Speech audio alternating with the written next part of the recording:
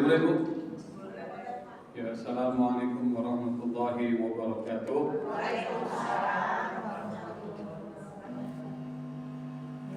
Alhamdulillah, alhamdulillahi rabbil alamin. Allahumma salli wa sallim ala sayyidina Muhammadin wa ala alihi wa sahbihi ajma'in. Amma ba'd. Bapak-bapak, ibu-ibu, jamaah Majelis Taklim Masjid Nurul Hikmah yang dimuliakan Allah Subhanahu wa taala. Alhamdulillah, puji syukur kita senantiasa panjatkan kehadirat Allah yang tak henti-hentinya memberikan kepada kita anugerah sehingga kita bisa hadir di satu majelis ilmu yang sangat dicintai oleh Allah dan Rasulnya, di tempat yang juga diberkahi oleh Allah Subhanahu wa ta'ala. Karena itu kalau kita masuk ke dalam masjid, maka kita niatkan iktikaf di dalam masjid. Mari sama-sama kita niat dulu ya. Nawaitu al-iktikaf fi hadzal masjid ma dumtu fihi. Nah, kalau kita lihat itu, insya Allah pahalanya double. Pahala pertama kita dapat pahala iktikaf selama beberapa jam ke depan. Pahala yang kedua kita dapat pahala belajar, yaitu at-ta'allum. Dan belajar ini adalah satu amalan yang sangat besar pahalanya. Karena itu maka setiap kesempatan jangan lupa kita harus selalu menuntut ilmu.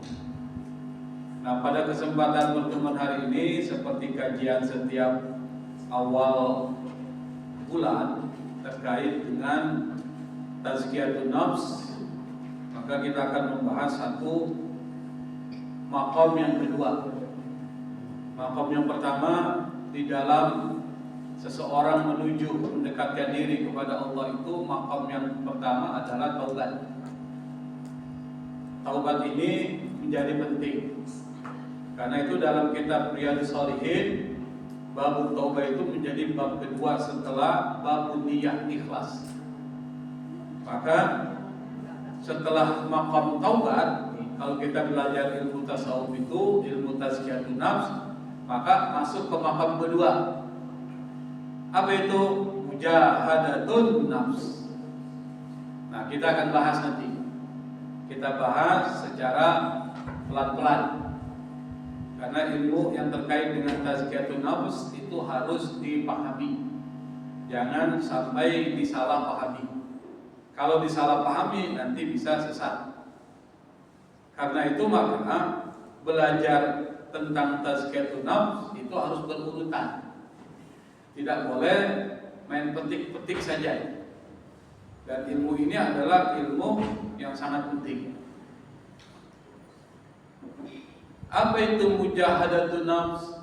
Terdiri dari dua kata. Satu mujahadah, yang satu an-nafs. Kata mujahadah itu diambil dari bahasa Arab. Akar katanya jim, ha, dan dal. Jahadah. Lalu ketambahan huruf alif di tengah-tengah, jahada. Maka muncul dalam Al-Quran, walladzina jahadu fina lanahdiyannahum subulana. Apa itu al-juhdu dari kata jahada? Itu artinya sungguh-sungguh, serius. Karena sungguh-sungguh serius, maka perlu ada pengorbanan. Pengorbanan apa? Pengorbanan pikiran, pengorbanan tenaga. Itu namanya jahadah. Nanti dari kata ini muncul kata jahada. Kalau kita belajar ilmu bahasa Arab ada namanya tasrif sorof. Bentuknya itu seperti fa'ala, amala, sama itu. Jahada, yujahidu, mujahada.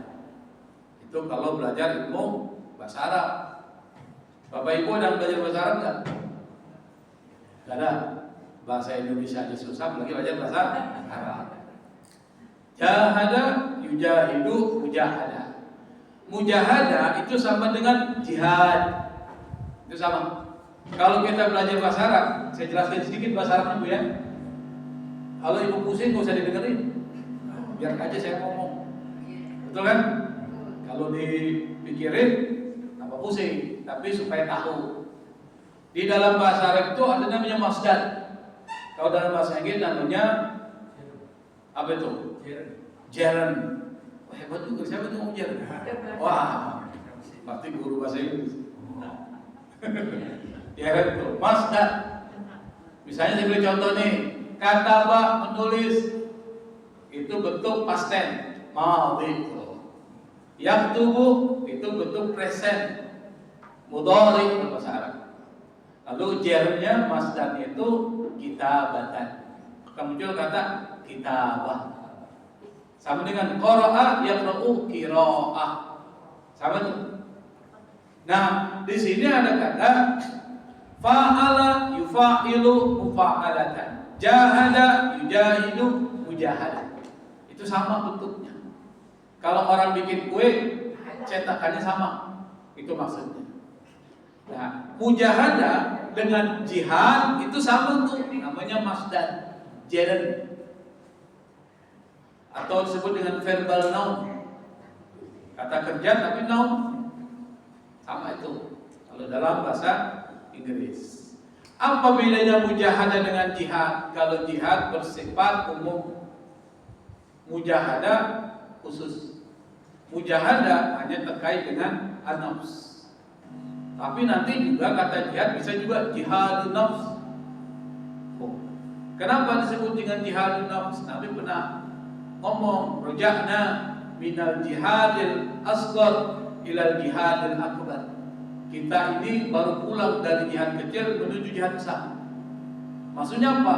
Saat itu Nabi melakukan perang Badar, perang yang sangat besar.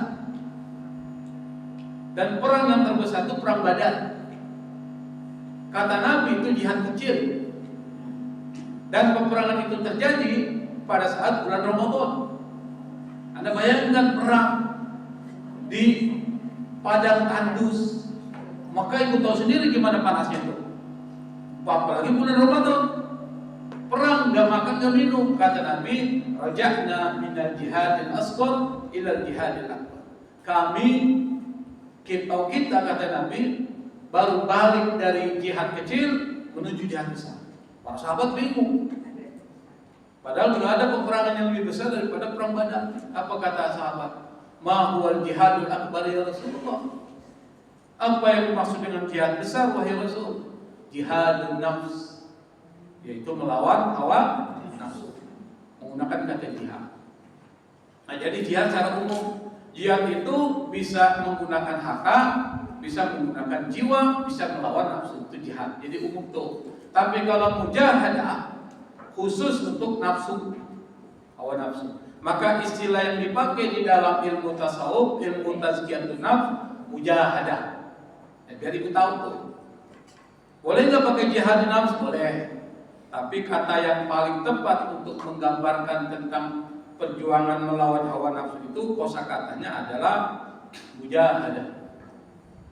Kata mujahadah itu dalam bahasa Arab artinya di dalamnya ada kesulitan, masyaqqah. Kalau masyaqqah kena pada diri kita, maka akan muncul rukhsah. Apa itu rukhsah? Keringanan. Kita melakukan perjalanan safar berat, ada masyaqqah. Kira-kira ada keringanan ke Bu? Apa keringanannya? Kalau puasa kita boleh nggak puasa. Kalau sholat bisa dipasok. Itu namanya rukhsah dalam bahasa usul fikih. Rukhsah atau bahasa fikihnya. Apa itu rukhsah? Keringanan. Nanti kalau rukhsahnya udah hilang, kembali lagi ke hukum awal namanya azimah. Itu belajar usul fikih. Apa itu usul fikih? Metodologi fikih. Biasanya yang belajar bukan ibu-ibu, pusing. Yang belajar biasanya orang-orang santri atau orang-orang yang di perguruan tinggi keagamaan Islam. Itu belajar itu supaya ngerti metodenya. Saya beri contoh yang gampang nih. Sholat zuhur dan asar berapa rakaat? 4. Nah, itu namanya azimah. Tuh, ngerti kan? Lalu pada saat perjalanan, asar yang 4 jadi 2, zuhur yang 4 jadi 2, bisa digabung qasar jamak. Itu namanya rukhsah. Siapa ambil? Azimah dan rukhsah. Nah, di dalam mujahadah itu harus ada masyaqqah, berat. Makanya orang berperang berat kan? Berat, harus ngorbanin jiwa. Berat, Pak. Atau berjuang dengan menggunakan harta, berat kan? Berat melawan sifat bakhil dalam diri kita karena kita cinta harta. Ada nggak sini yang nggak cinta harta? Nggak ada. Karena cinta harta, maka Allah minta bukti. Ente benar-benar iman dia sama saya, kata Allah. Iman, kita bilang kan. Mana buktinya? Sedekah dong. Apa kata kita? Pelit. Gak mau gue keluarin duit lah. Kenapa? Gue capek-capek nyari duit, orang lain yang makan. Tuh, pelit tuh. Nah, makanya pakai menggunakan jihad dengan harta. Wajahidu bi amwalikum wa anfusikum fi sabilillah. Jihadlah kalian dengan hartamu, dengan dirimu, maka menggunakan kata jihad. Berat. Yang kedua, kata jihad itu, kata mujahadah, itu harus dikerahkan tenaga total, maksimal. Maka disebut dengan badlul juhdi, nyerahin semua. Karena berat. Maka mengerjakannya nggak boleh setengah-setengah, nggak sepotong-potong, harus tuntas. Makanya disebut dengan mujahadah, jihad sama. Artinya apa? Segala upaya dan daya yang Anda miliki harus dipakai untuk melawan itu. Maka dari kata itu muncul pengertian istilahnya dalam ilmu tazkiyatun nafs. Ilmu tazkiyatun nafs lebih penting dari ilmu lain. Ini mata, kalau orang bilang mata kuliah, ini mata kuliah paling penting. Karena ini yang menentukan ibu bagus tidaknya dalam kehidupan. Ini nafs, tazkiyatun nafs. Apa itu makna istilah dari mujahadah supaya kita paham? Karena di dalamnya ada kesulitan, keterpaksaan, dan pengerahan semua tenaga secara maksimal. Maka yang dimaksud dengan mujahadah itu adalah perjuangan. Bukan perjuangan lagu Roma Irama. Irama kan pernah ada lagu itu, berjuang dengan apa tuh? Sekuat tenaga. Saya bukan penyanyi sih, suara jelek. Coba kalau saya penyanyi, ibu akan terpesona dengan saya. Jadi berjuang dengan sekuat tenaga itu. Perjuangan apa? Spiritual. Untuk apa? Mengendalikan, membersihkan hati dari sifat-sifat buruk yang disebut dengan penyakit hati. Maka nanti dalam tazkiyatun nafs ada pembahasan penyakit hati. Dari bahan Pak Iqbal. Hah? Sebagian ya. Itu akan dibahas. Kalau ada penyakit perlu obatnya. Nah, nanti akan dibahas obatnya. Dan itu sudah dibahas oleh Imam Ghazali dalam Ihya Ulumuddin. Ya mungkin nanti kita berulang lagi, nggak apa-apa Pak Iqbal ya. Karena kalau nggak berulang repot, kita nggak tahu kan. Ini kita dari awal, dari maqam taubat, maqam mujahadah. Maka sifat-sifat buruk tuh itu dihilangin tuh melalui mujahadah. Apa? Malas, sombong, tamak, dengki, rapuh, semuanya tuh yang jelek-jelek itu nanti dihilangin. Setelah dihilangkan diganti dengan yang baik. Apa? Ikhlas, sabar, tawakal. Ini namanya obat. Jadi obatnya apa? Ikhlas, sabar, tawakal, cinta kepada Allah, tidak cinta kepada dunia dan seterusnya. Itu nanti jadi obat. Penyakitnya tadi tuh hasad, sombong, dengki itu semua dihilangin. Kenapa? Kalau ibu bapak punya penyakit itu, ibu susah hidupnya. Orang kalau punya sifat sombong, susah hidupnya. Merasa diri paling besar, punya duit, merasa paling kaya, orang lain anggap miskin. Karena dia anggap miskin, dianggap rendah. ngomongnya sembarangan nggak? Menghina-hina aja. Miskin, sini loh. Ya kita memang miskin, tapi jangan ngomong itu kan, tersinggung kan. Akhirnya banyak musuhnya. Kalau banyak musuhnya, nanti dia mau ngadain apa-apa, nggak ada yang datang. Saya pernah di Jogja, Surabaya. Saya pernah tinggal di Surabaya beberapa tahun, kuliah S3. Saya kos, di bawah saya itu ada yang meninggal. Polisi, nggak ada yang datang. Akhirnya saya dipaksa untuk datang baca tahlilan. Kenapa? Nggak ada orang. Akhirnya berdua dong kita baca. Lah, berdua. Jadi seperti orang dialog gitu. Saya berpikir gini, kok bisa masyarakat nggak datang? Bisa jadi mereka itu bisa jadi mereka pernah sakit hati dengan mereka. Makanya hidup jangan bikin sakit hati orang. Hidup itu harus disenangi orang. Kalau orang disenangi, ngadain acara, banyak datang kan? Banyak orang butuh. Kenapa? Kalau nggak datang, dia nggak enak, orangnya baik banget. Tapi kalau orang yang jahat sama kita, ibu udah undang, datang nggak? Maaf, males gue datang. Sakit hati gue belum bilang nih. Gue dibilang jelek. Emang gue jelek, tapi yang dibilang jelek dong. Sakit hati nggak, Bu? Ibu dibilang jelek, sakit hati nggak? Sakit hati nggak? Sakit hati. Kita bilang, memang gue jelek, tapi jangan diomongin dong. Kok sakit hati? Akhirnya nggak mau datang. Maka orang kalau punya penyakit hati repot, hidupnya susah. Contoh itu di masyarakat, apalagi nanti pas meninggal masuk alam barzah, aduh repot banget lah, repot. Nah, yang kedua, an-nafs penting nih. Ini kita belum bahas mengapa penting, bagaimana caranya, dan tantangannya belum. Kita harus kenali dulu. Kata an-nafs itu bahasa Arab yang kemudian diambil ke bahasa nafsu. Itu dari bahasa Arab itu nafsu. Makanya bahasa Indonesia itu bahasa paling miskin. Kenapa? Banyak ngambil bahasa orang. Miskin nggak? Miskin. Contohnya yang ngambil dari bahasa orang apa? Kalau nggak bahasa Inggris, bahasa Belanda, bahasa yang lain, bahasa Arab. Yang paling banyak bahasa Arab. Indonesia miskin. Atau bahasa Sanskerta, Pancasila, itu bahasa Indonesia bukan? Sanskerta. Panca 5, sila dasar. Sanskerta berarti ngambil dari bahasa lain. Apalagi itu? Apalagi? Majelis. Bahasa Arab. Bahasa Arab. Nggak ada bahasa Indonesia. Rata-rata dari bahasa Arab atau bahasa lain. Maka dari kata nafs diambil nafsu. Jangankan itu. Kakak itu dari bahasa apa itu? Bahasa Indonesia bukan? Bahasa Cina. Kakek, coba nonton film Cina. Kakek, ya kan? Atau nenek. Udah baca. Dari mana? Yang ketawa nenek. Kalau udah umur 60 tahun ke atas, nenek. Berapa umurnya, Bu? Untuk menentukan nenek atau bukan? Udah nenek. Ngaku dia, akhirnya ngaku. Tadi ngomong aku, akhirnya ngaku juga.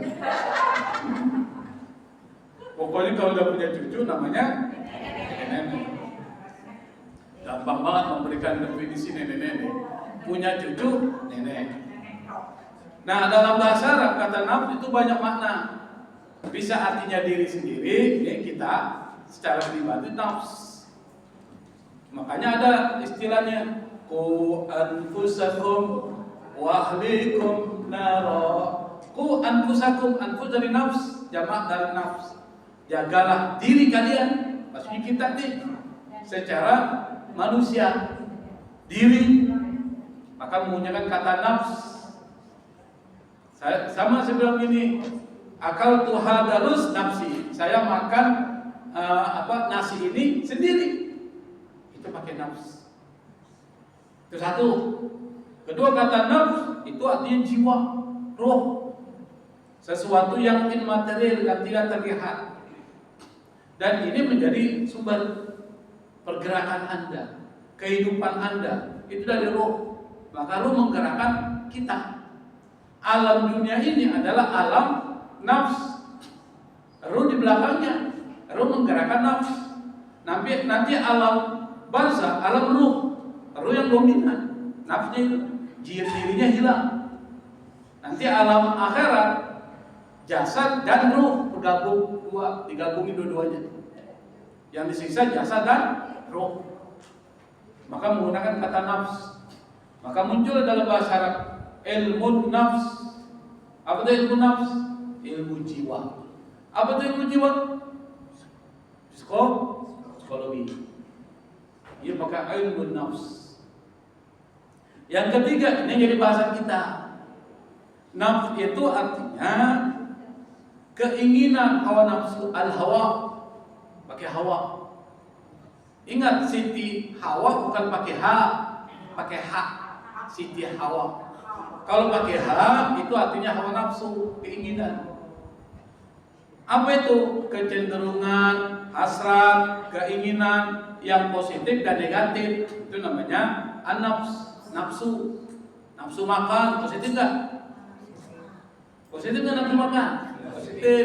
Tapi nafsu mencuri? Negatif. Jadi nafsu itu kecenderungan, hasrat, keinginan, bisa positif, bisa negatif. Maka hawa nafsu itu bisa positif, bisa negatif. Maka nanti dalam Al-Quran ada yang disebut nafsun mutmainnah, ada nafsun ammarah, ada nafsun lawwamah. Sebutkan dalam Al-Quran, kita bahas.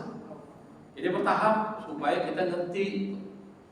Maka kata an-nafs itu artinya kecenderungan jiwa, hasrat, keinginan yang kadangkala lebih dominan keinginannya itu duniawi, hasrat.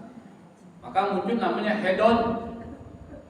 Orangnya hedonis, pahamnya hedonisme. Pokoknya yang nikmat-nikmat aja yang diambil. Kalau nggak ada keenakannya dia nggak mau ambil. Namanya hedonis.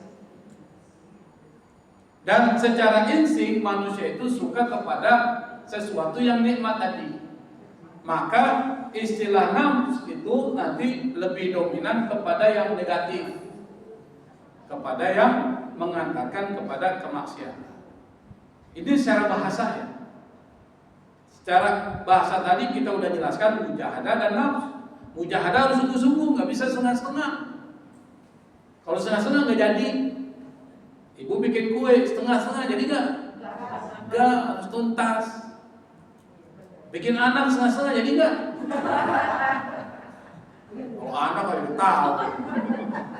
Nggak ada setengah-setengah. Tuh, harus tuntas. Itu namanya mujahadah, tuntas. Nah, an-nafs itu artinya hawa nafsu, kecenderungan yang bisa positif, bisa negatif, tetapi lebih dominan negatif.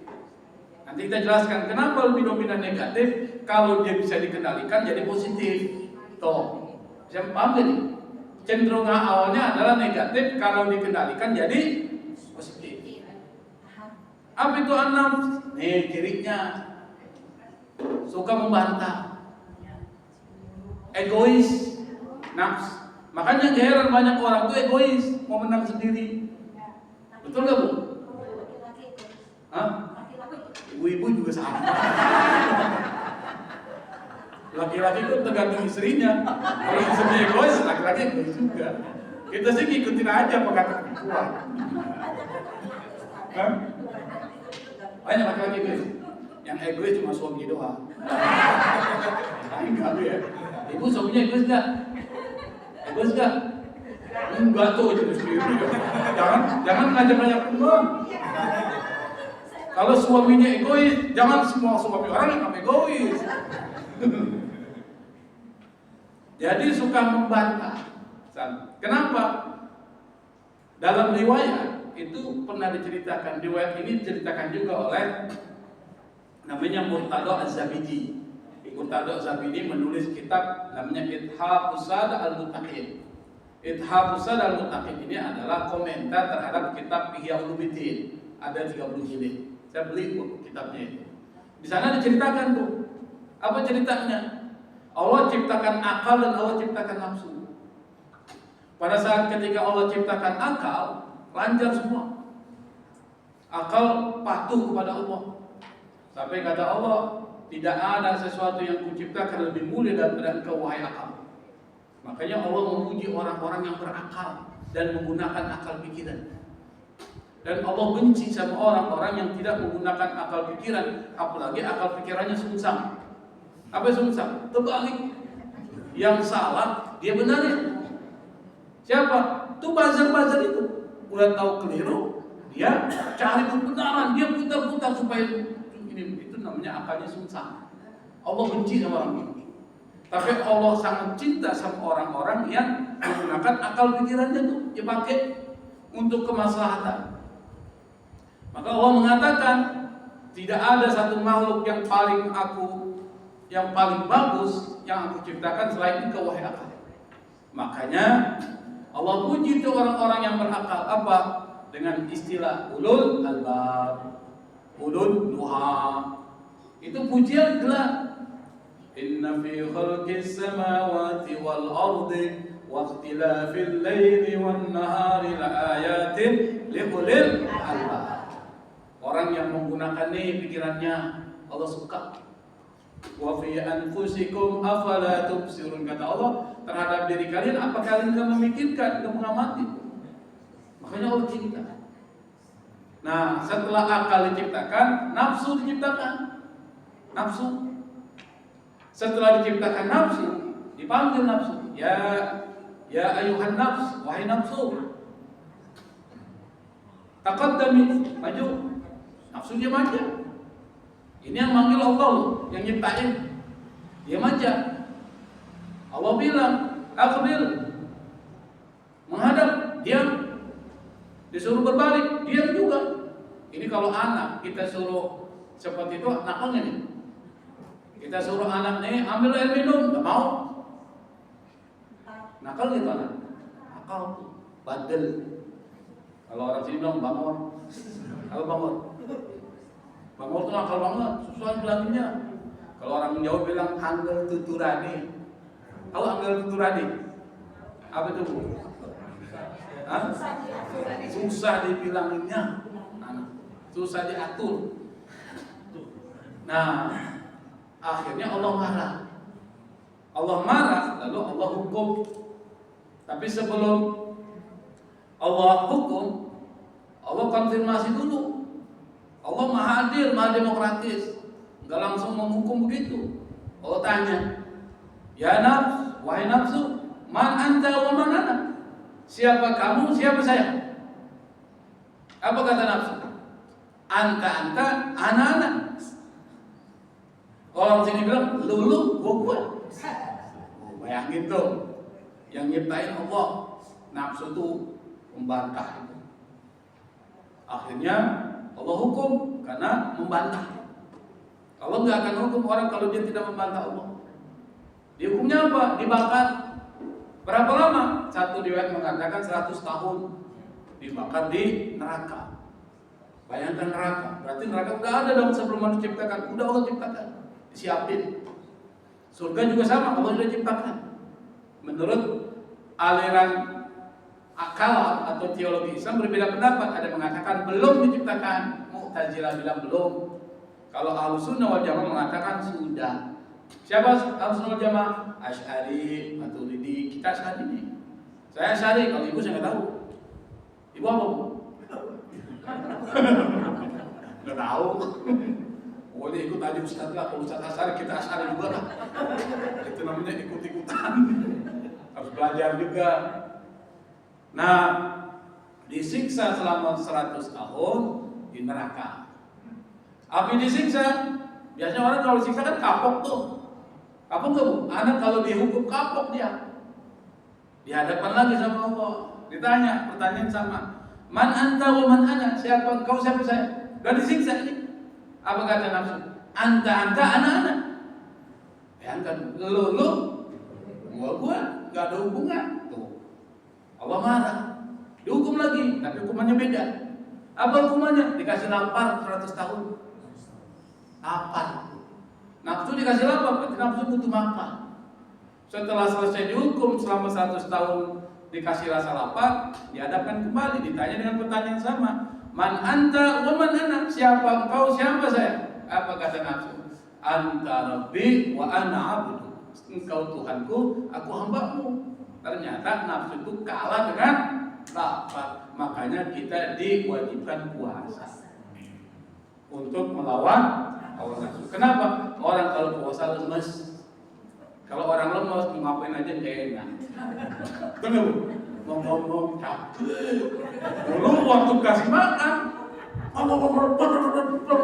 tetangga sana diomongin satu kampung, tetangga sini kampung, semua diomongin. Kenapa? Kenyang. Enak ngomong. Pas lapar. Aduh, ada nggak mau. Kenapa? Itu nafsu jadi tertekan. Kalau udah tertekan, nggak ada energi, nggak bergerak.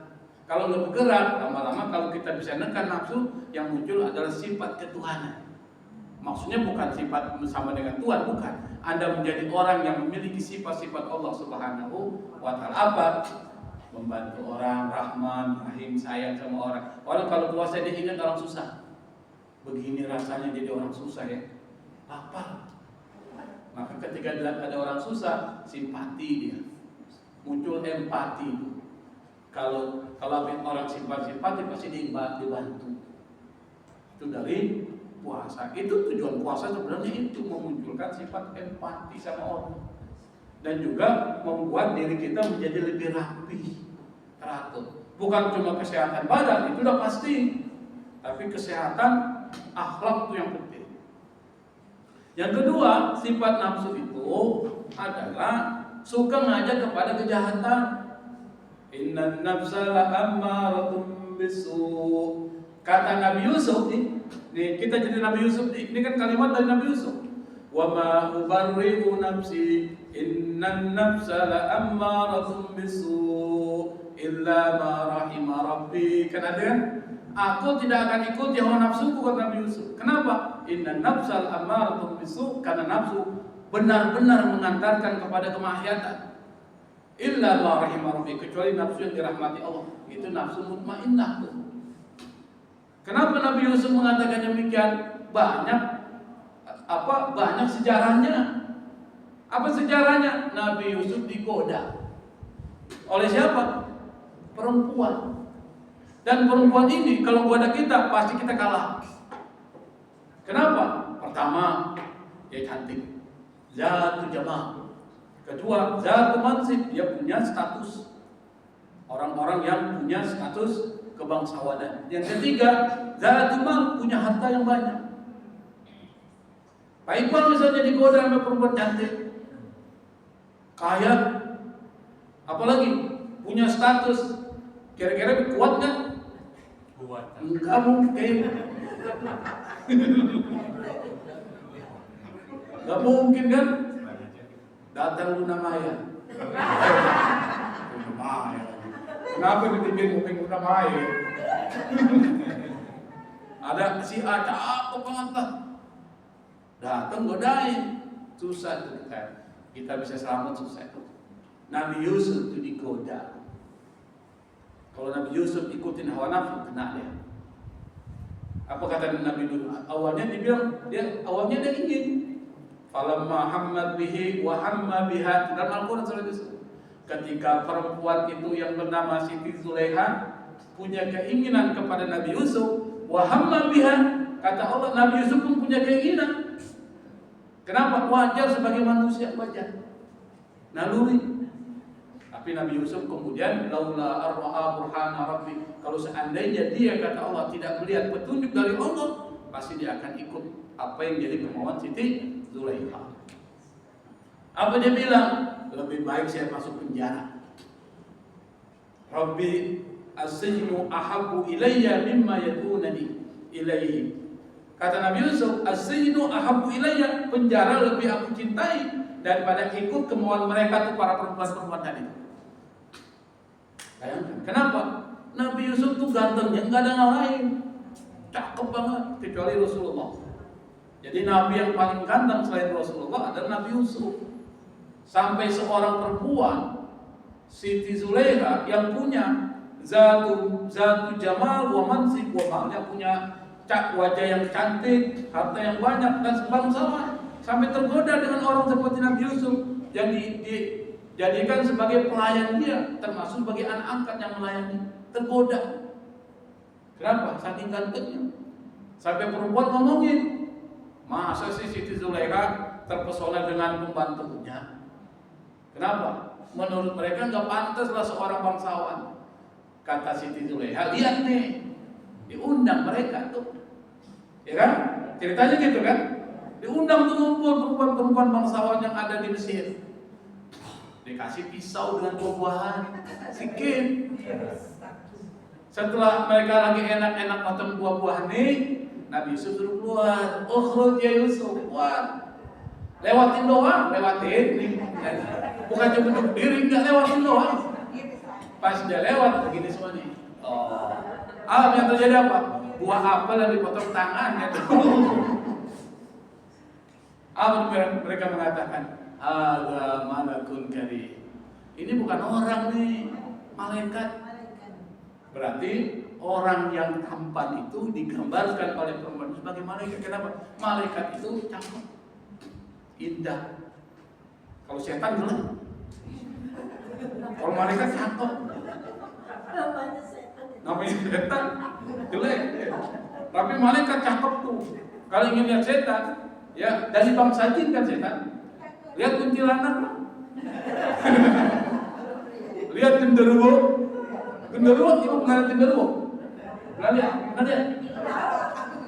Nanti saya kasih lihat nanti genderuwo. Nanti malam muncul. Cakep dia. Maka ungkapan orang-orang Mesir itu ada malakun karim. Ini sih bukan orang, ini sih malaikat nih. Tuh saking tampannya. Karena Nabi Yusuf gak mau lagi nanti jadi persoalan, dia masuk penjara aja lah. Nah, setelah selesai singkat kata, singkat cerita keluar dari penjara, apa dia bilang? Wa ma ubarri'u nafsi innan nafsa la'ammaratun bisu. Aku tidak mau ikuti nafsuku, karena nafsu selalu mengantarkan kepada kemaksiatan. Tuh, kalau kita mau ikut Nabi Yusuf selamat tuh. Apa reward yang Allah berikan kepada Nabi Yusuf? Apa balasan yang diberikan kepada Nabi Yusuf? Apa? Nabi Yusuf diangkat sebagai nabi, Nabi Yusuf diangkat menjadi orang terhormat di negara Mesir saat Allah muliakan dunia dan Allah muliakan akhirat. Tapi dia minta sama Allah, tawaffani musliman walhiqni bisalihin. Ya Allah, matikan aku dalam keadaan muslim dan kumpulkan aku dengan orang-orang saleh. Nabi Yusuf minta sama Allah dimatikan. Kalau yang minta kematian itu adalah para nabi, nggak masalah. Tapi kalau kita jangan minta mati. Ya Allah, matikan saya. Kalau dimatikan repot. Yang kita minta adalah mati dalam keadaan husnul khatimah. Itu yang kita minta. Jadi ciri dari nafsu itu selalu mengantarkan kepada keburukan. Itu kedua. Yang ketiga, nafsu itu nggak pernah puas. Kalau dikasih minum 1 gelas, minta 2 gelas. Itu nafsu tuh. Kalau udah diikuti keinginannya nafsu, dia minta terus tuh, menuntut terus. Kalau ibu misalnya digoda oleh nafsu sampai kemudian melakukan perbuatan buruk, itu jadi tertarik terus dengan buruk tuh. Seperti orang ngerokok susah ngilanginnya. Betul nggak Pak? Orang kalau udah ngerokok tuh susah ngilanginnya. Itu namanya sudah tertarik, adiktif. Dia sudah kecanduan. Nafsu itu gitu. Makanya orang-orang yang dimasuki oleh hawa nafsu yang buruk, maka orangnya akan begitu, serakah, nggak puas. Nabi pernah mengatakan, anak cucu Adam itu, kata Nabi, kalau seandainya diberikan 1 lembah berisi emas, la tamanna tsaniyah, dia akan mengharapkan lembah emas kedua. Kalau seandainya diberikan lembah emas kedua, la tamanna tsalisah, dia akan meminta yang ketiga. Kata Nabi, wala yasuddu jawfa ibni Adam illa turab. Yang bisa menutup perutnya anak cucu Adam dari sifat rakus kalau dia udah mati, tanah. Udah mati sesat. Itu rakus. Makanya orang-orang yang dikendalikan oleh nafsunya, lihat para pejabat. Para pejabat. Puas nggak? Punya uang 1 triliun, nggak puas dia, masih korupsi. Sampai dia punya uang 100 triliun, nggak puas, nggak akan pernah puas. Makanya nggak bisa dinaikkan gajinya, nggak bisa. Para hakim itu solusinya bukan dinaikkan gajinya supaya dia bisa jadi adil, karakternya dibangun. Kalau dia melakukan kesalahan, hukum dengan hukuman terberat, baru dia kapok. Jadi bukan dinaikin gajinya, nggak akan pernah puas. Kenapa? Kita lihat aja para pejabat kita, perhatikan berapa korupsi yang dilakukan. Itu sekarang bukan main miliaran kan? Apa mainnya? Dulu kalau miliar lu gede banget itu. Sekarang mainnya triliunan. Miliar kecil berarti itu. Kalau ibu dikasih 1 miliar gimana? Oh, gede banget tuh. Bagi para koruptor kecil. Itu sama dengan 1.000 perak. Kita 1.000 perak yang benar kecil. Tapi bagi para koruptor 1 miliar itu sama dengan 1.000 perak tuh. Jangan kecil banget tuh. Makanya korupsi sekarang bukan lagi mainan triliun, tapi kuadriliun. Berapa nolnya itu, Bu? Kuadriliun berapa nolnya? 12 itu miliar ya? 9 miliar, berarti 12. 12 Bu. Nolnya 12. Bayang nggak? Gak bisa bayangin sih. Sekarang main korupsi gitu. Nah, karena karakteristik dari nafsu yang suka membantah, mengajak pada kemaksiatan, tidak pernah puas, maka kata Allah, nafsu itu musuhmu yang nyata. Kalau dia musuh, jangan ikuti, harus menghindar dan lawan. Namanya musuh. Jadi musuh kita tuh ada banyak yang disebutkan Al-Quran, setan kan tuh. Yang kedua hawa nafsu. Itu musuh tuh disebutkan. Kata Nabi, ada aduwika nafsuka allati baina jambaik. Musuhmu yang paling dahsyat, yang paling ganas itu kata Nabi adalah nafsu yang ada dalam dirimu. Tuh. Berarti Nabi sendiri mengatakan kepada kita bahwa hawa nafsu itu adalah musuh. Ibu kalau bertemu dengan musuh, apa yang ibu lakukan? Apa yang ibu lakukan ketemu musuh?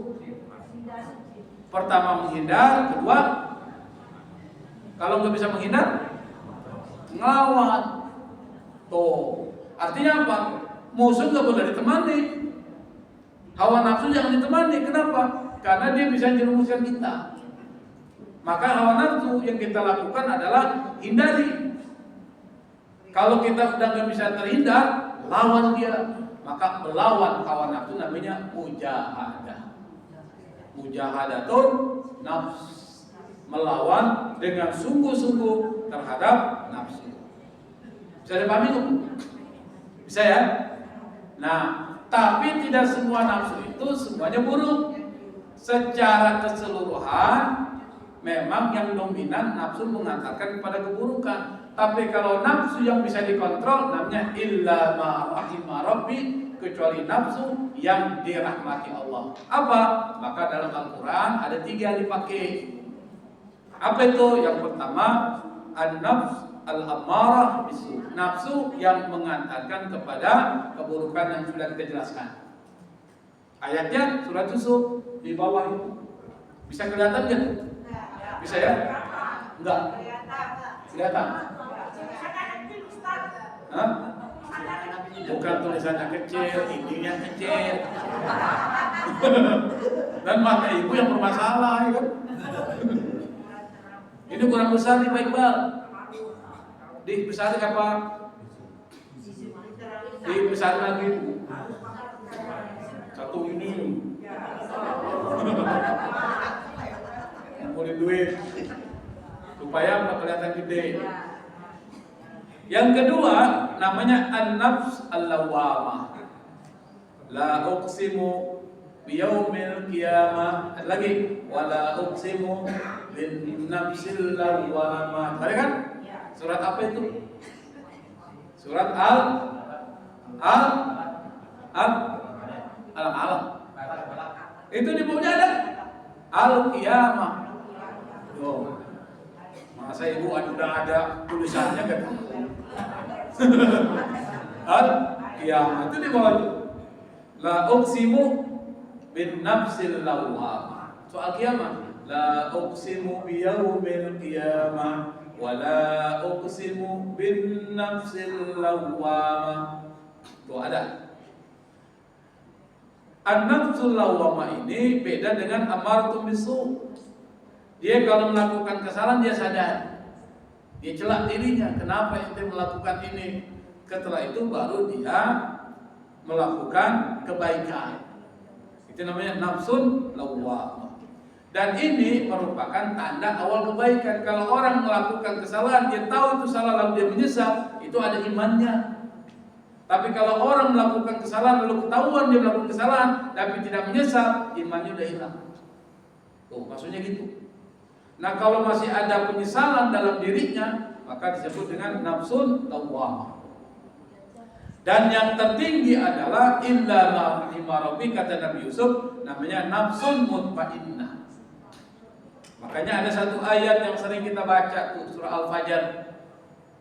Ya ayyatuhan nafsul mutmainnah, apa?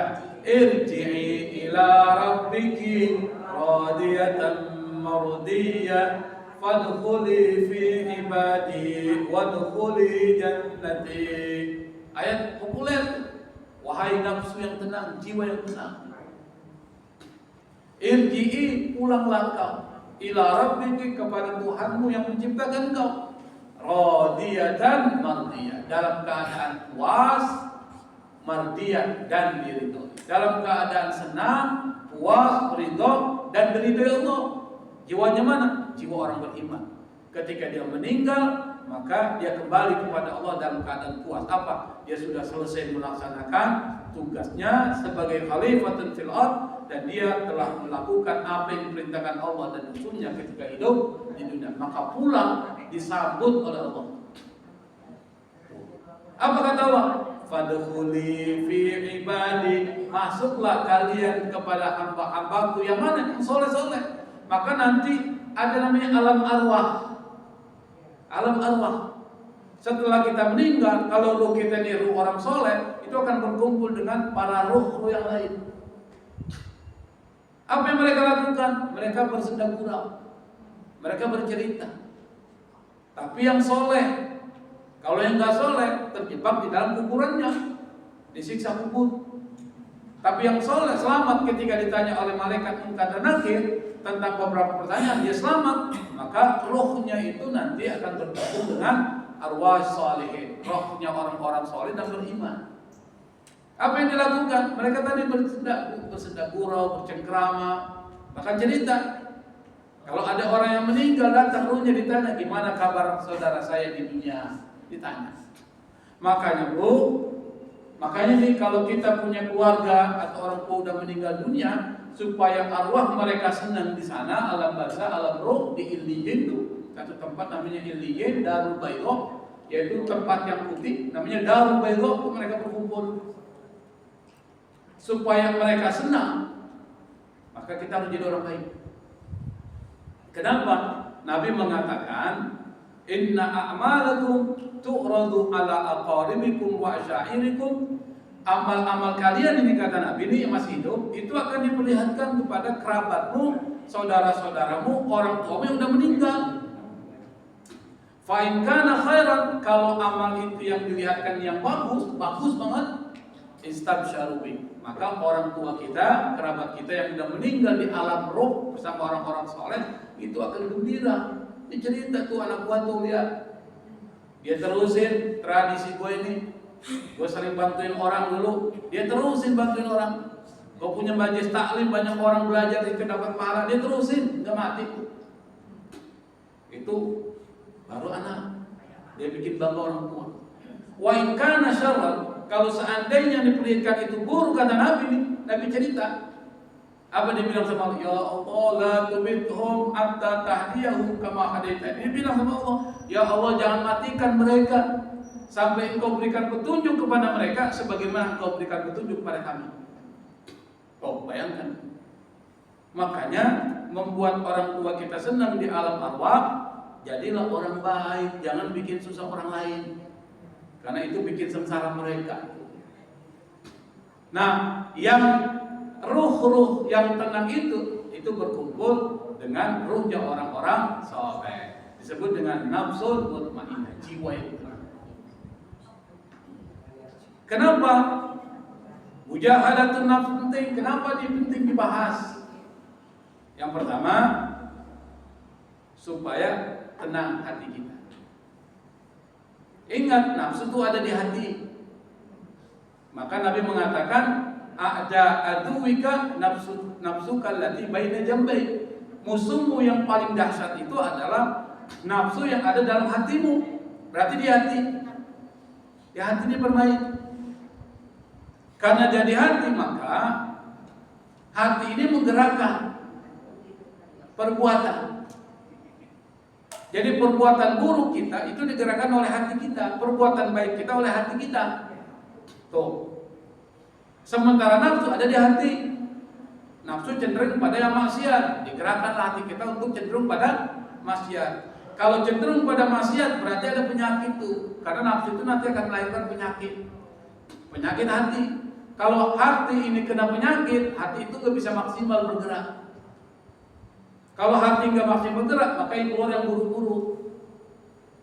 Ibu bapak kena prostat, kira-kira kencingin normal nggak? Nggak normal tuh. Kenapa? Ada penyakit, nggak normal. Hati ibu kena penyakit, normal nggak hati?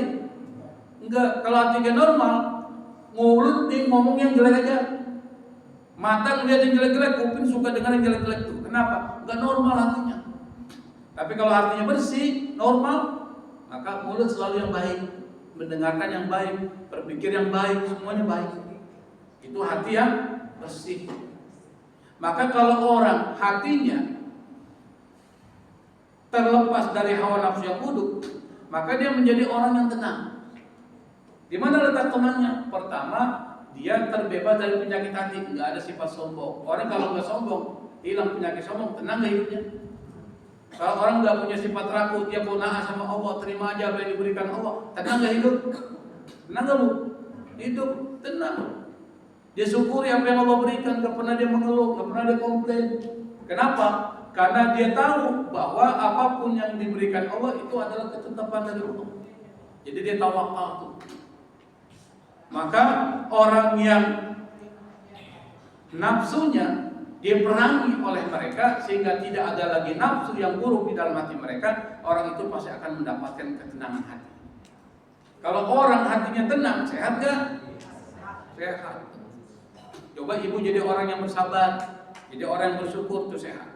Ada satu penelitian bu, penelitian ini benar nih, yang dia teliti itu tentang orang yang suka berterima kasih sama orang. Berterima kasih kalau mereka dibantu, mereka bilang terima kasih. Ternyata orang-orang yang diteliti yang suka ngucapin terima kasih kepada orang lain yang bukan muslim loh, bukan muslim, itu ternyata ada hormon-hormon stresnya berkurang.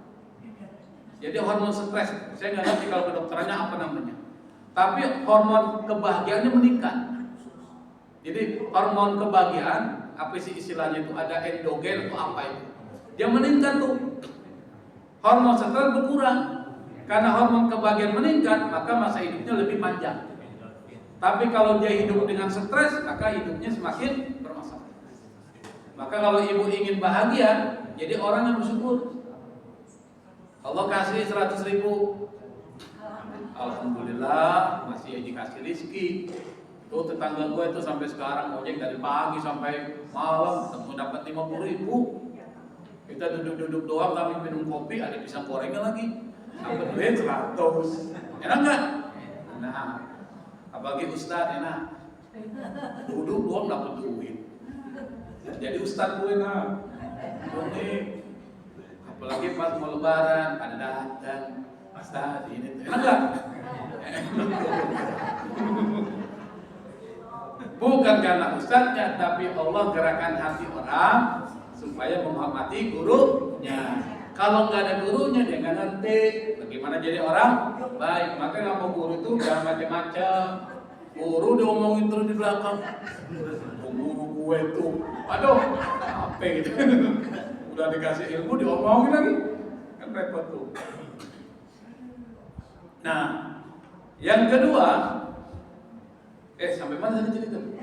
Sampai mana? Sampai mana cerita? Hah? Kalau tadi orang yang terima kasih. Tuh, udah selesai tuh. Artinya apa? Syukuri apa yang diberikan Allah. Itu hati kalau begitu tenang tuh, enak. Nerima aja. Motornya hilang, sepedanya hilang. Orang lain disalahin. Kita jangan sampai lah kendaraan kita hilang, jangan sampai. Tetapi kalau seandainya ada musibah, ya udah mau bilang apa? Kan kalau belum kita ngomel-ngomel, motor kembali nggak? Sepeda kembali nggak? Ya juga. Tapi memang kadang manusia itu susah. Makanya disebut dengan mujahadah, sungguh-sungguh berjuang. Yang kedua, orang yang kalau bisa memerangi nafsu yang negatif itu, dia pasti akan beruntung. Beruntung tadi di dunia, dia akhirat nanti